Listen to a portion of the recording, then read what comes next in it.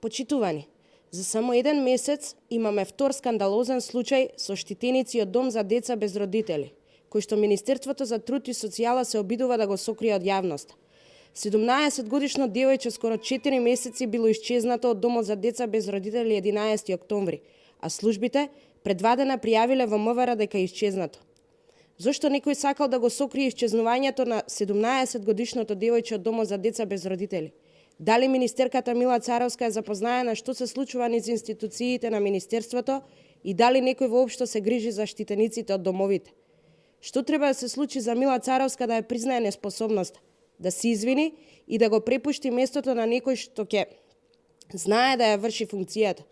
Пред само еден месец 13-годишно малолетно девојче забремени откако било сексуално злоставувана и малтретирана, а никој не сноси никаква одговорност за истиот грозоморен чин.